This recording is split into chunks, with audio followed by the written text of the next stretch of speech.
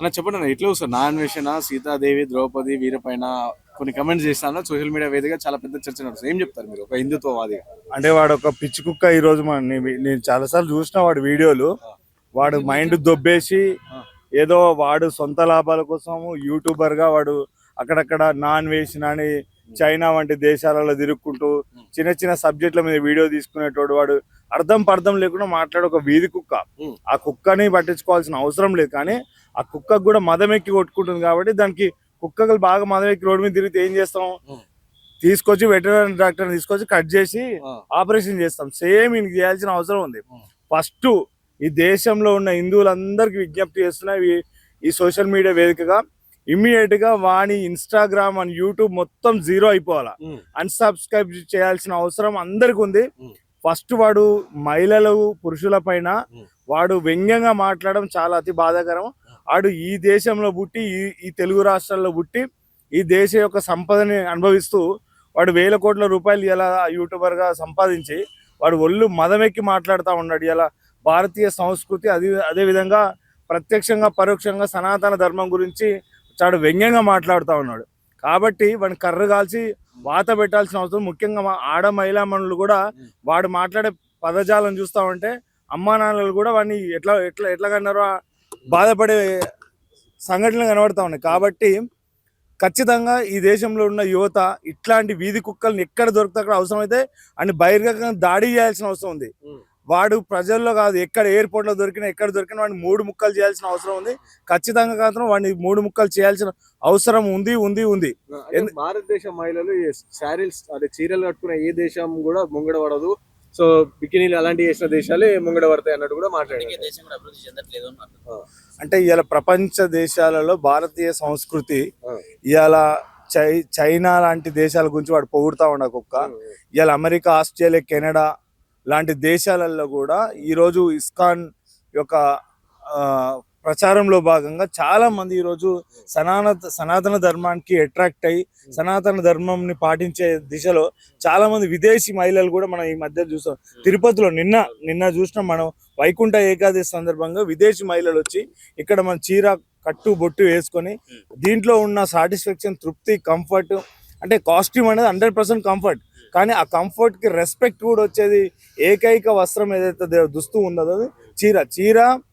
ప్రాచీన భారతదేశంలో ఉంది, ప్రస్తుతం ఉంది, భవిష్యత్తులో కూడా ఉంది. ఇవాళ ప్రపంచ దేశాల్లో ఇండో వెస్టర్న్ శారీగా అది మనము చలామణి అవుతా ఉంది. ఇట్లాంటి శారీ కట్టు బొట్టుని వాడు వక్రీకరించింది కాబట్టి ఫస్ట్ వాడిని అసలు పోయాలి. వాడు అడ్డదిడ్డంగా మాట్లాడుతుంది కాబట్టి ఫస్ట్ వాడు లింగము మగన ఆడనా నాకు కూడా అర్థమవుతలేదు. వాడు ఫస్ట్ వాడు పురుష స్త్రీలింగాల గురించి బాగా వక్రీకరించి మాట్లాడుతున్నాడు కాబట్టి ఫస్ట్ మనం లింగం కోసి పడేస్తే వాడు చక్కగా మాట్లాడతాడని నా వ్యక్తిగత అభిప్రాయం. అంటే తను శివాజీ కూడా కొన్ని కామెంట్ చేసిన లేడీస్ పైన ఇటువంటి బట్టలు వేసుకోకండి అని చెప్పేసి కొన్ని అన్ని మాటలు కూడా అన్న పరిస్థితి. అతన్ని కూడా సపోర్ట్ చేస్తూ కొందరు ఈ పేడ్ బ్యాచ్ ఉంటే అంతా కావాలనే కొడతారు, హిందుత్వ పిచ్చితో చాలా మంది మాట్లాడతారు, అవన్నీ పట్టించుకోకండి, ఈ దేశంలో అన్ని మతాలు ఒకటి అన్నట్టు కూడా ఈ రకమైన వ్యాఖ్యలు కూడా చేశారు. అంటే ఈ దేశంలో అన్ని మతాలు సమానం కాదు, ఎప్పటికి కావు కూడా. ఎందుకంటే భారతదేశంలో 80% ఉన్న హిందువులు హైందవ సామ్రాజ్యంలో ఛత్రపతి శివాజీ మహారాజ్ ఆ రోజే తన జీవితాన్ని సంభాజీ మహారాజ్ లాంటి వాళ్ళు త్యాగాలు చేసిన గడ్డ ఇది. ఈ గడ్డ మీద ఈ సంస్కృతి కోసం, ఈ ధర్మం కోసం, ఈ సిద్ధాంతం కోసం, ఈ మనుగడ కోసం ఎంతో మంది వీరులు ఇక్కడ త్యాగం చేసిన గడ్డ. ఈ గడ్డ మీద చాలా సంస్కృతిని కాపాడుకోవాల్సిన అవసరం అందరికి ఉంది, కాపాడుకుంటున్నాం. ఈ మధ్య కాలంలో చాలా మంది ఏమనుకుంటారు, వెస్టర్న్ కల్చర్ వచ్చినాక ట్రెడిషనల్ కల్చర్ పోతుంది అనుకుంటారు, కానీ కాదు. ఈ మధ్యలో చాలా మంది చదువుకున్న వాళ్ళు కూడా అగైన్ మళ్ళీ కార్తీక మాసం, శ్రావణ మాసం అట్లాంటి అన్ని మాసాలు పాటిస్తూ ఉన్నారు. అంటే గ్రామీణ ప్రాంతంగా ఒక రకంగా చెప్పాలంటే యువత మత్తుకు బానిస ఏం చేస్తారో వాళ్ళకి అర్థం కాదు, కానీ హైదరాబాద్ అర్బన్ బేస్డ్ ఉన్న యువత మొత్తం, అది మహిళలు కావచ్చు లేకపోతే పురుషులు కావచ్చు, ఖచ్చితంగా వాళ్ళు కొంచెం ఒక ట్రెడిషనల్ లైఫ్ స్టైల్ని లీడ్ చేస్తున్నారని ఇలా కార్పొరేట్ కంపెనీస్ కూడా స్ట్రెస్ మేనేజ్మెంట్ కింద ఏ సబ్జెక్ట్ చెప్తారు? భగవద్గీత చెప్తారు. యస్మిన్ యథావస్య తవ్యేవో మనిషి తస్మిన్ తదావర్తి తవ్యం సధర్మ అనే సిద్ధాంతాన్ని ఈరోజు కార్పొరేట్ కల్చర్లో నేర్పిస్తున్నారు.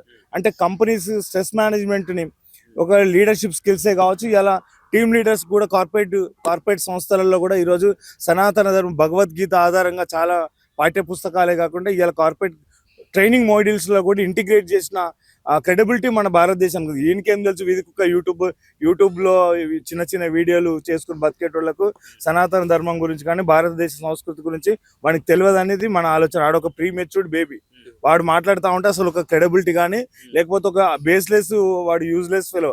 కాకపోతే ఇట్లాంటి యూజ్లెస్ ఫెలో అని మనం వదలాల్సిన అవసరం లేదు. ఎక్కడికక్కడ వాడిని ఫస్ట్ అన్ఫాలో చేయాలి. ఫస్ట్ ఎయిడ్ అని దొరికితే అన్ని మొగోళ్ళు కొట్టొద్దు, ఆడోళ్ళు కొట్టద్దు, అటు ఇటు కాకుండా ట్రాన్స్జెండర్ కొట్టాల్సిన అవసరం ఉంది వాడిని. అతని చాలా మంది సారీ చెప్పని అడుగుతా ఉంటే సోషల్ మీడియాలో, ఒక వినాయక టెంపుల్ దగ్గరికి వెళ్ళి నేను సారీ చెప్పను, నిజంగానే తప్పు చేశాను దేవుడు అనుకుంటే ఈ వినాయక మండపంలోనే రక్తం కక్కుని చచ్చిపోతే తప్ప మీరు చెప్తే మేమినా, మీరు గట్టినే కొట్టుకోండి, ఈ దేశం గట్టినే ఆగమైపోతే మత కలవలు సృష్టించండి అంటే నేను ఈ సందర్భంగా చెప్తాను, కత్తి మహేష్ గారు ఇట్లనే ఏడ అవకాశం వస్తాడు వంకర మాట్లాడేది. కత్తి మహేష్ గారు రోడ్డు మీద కుక్క సాగు చచ్చిండు, వీడిని కూడా అదే పరిస్థితి చెప్తున్నగా. వీడు 1-2 సంవత్సరాల్లో వీధి కుక్క కంటే ఘోరంగా, వీధి కుక్క చచ్చిపోతానన్నా మున్సిపాలిటీ వాళ్ళు వచ్చి తీస్తారు. వీడిని ఆ పరిస్థితి కూడా, ఆ అవకాశం కూడా ఉండదు వీనికి. ఆయన ఫాలోవర్స్ ఏం చెప్తారు చివరగా? ఆయన ఫాలోవర్స్ కాదు, అసలు ఆయన ఫాలో అయ్యేటువంటి మెదడు లేదు అసలు. ఆయన వీడియోస్ నేను జనరల్ గా రీసెంట్ గా చూసిన, అసలు ఒక్కటి కూడా యూజ్లెస్ సబ్జెక్ట్, ఒకటి కూడా ఒక ఫన్నీ కాదు, లేకపోతే ఎంటర్టైన్మెంట్ కాదు, ఒక సబ్జెక్ట్ ఓరియంటెడ్ కాదు, ఒక ఇన్ఫర్మేషన్ ఓరియంటెడ్ సబ్జెక్ట్ లేదు. ఏదో జస్ట్ ర్యాండమ్ గా తీసిన వీడియోస్ లో మన ఫాలోయింగ్ పెరిగింది. దయచేసి ఎవరైతే తెలిసినా తెలియకుండా ఫాలో అయిన వాళ్ళు కూడా ఇమ్మీడియట్ గా అన్సబ్స్క్రైబ్ చేస్తూ, అన్న అవసరమైతే రిపోర్ట్ కొట్టాల్సిన అవసరం ఉంది. ఆయన అకౌంట్ ఎగిరిపోవాలి, ఫస్ట్ ఎగిరిపోతే ఆయన నెత్తికెక్కిన కండ్లు ఫస్ట్ నేల మీదకి వస్తే వాడు ఏమైనా దొరికితే బహిర్గత దాడి ఖచ్చితంగా హిందువులు చేస్తారు. మా సీతామాత, మా శ్రీరాముడి పైన, మా ధర్మం పైన, మా సిద్ధాంతం మీద దాడి చేసిన ఎంతటి వాడైనా వాడిని సహించేది లేదు, వాడిని వదిలిపెట్టే ప్రసక్తి ఉండదు. శివాజీ గారు కూడా మాట్లాడింది గత వారం రోజుల కింద, మన భారతదేశంలో ఫ్రీడమ్ ఆఫ్ ఎక్స్ప్రెషన్ అనేది కాన్స్టిట్యూషన్ ఇచ్చిన ఏదైతే అవకాశం ఉందో దాన్ని మిస్యూజ్ చేసుకుంటు. ఫ్రీడమ్ ఆఫ్ ఎక్స్ప్రెషన్ కి at the same time objections కూడా ఉన్నాయి.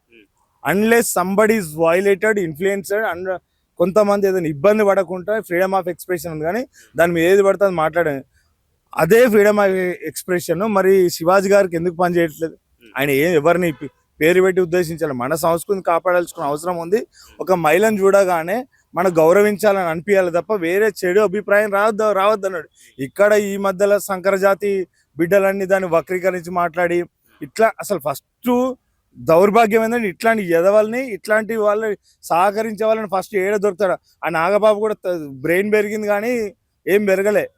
ఆయనకు వాడు మనిషే కాదు అసలు. ఫస్ట్ చిరంజీవి గారు ఎంత బాధ్యతాయుతంగా మాట్లాడతాడు, అదే పవన్ కళ్యాణ్ గారు ఇలా సనాతన ధర్మం కోసం మహారాష్ట్ర దేశవ్యాప్తంగా సనాతన ధర్మం మీద దాడి చేస్తే ప్రతిబింబిస్తున్న సమయంలో ఈ నాగబాబు ఆ జబర్దస్త్ దాంట్లో తిరుగుతాడు అనుకుంటా నాకు తెలిసి.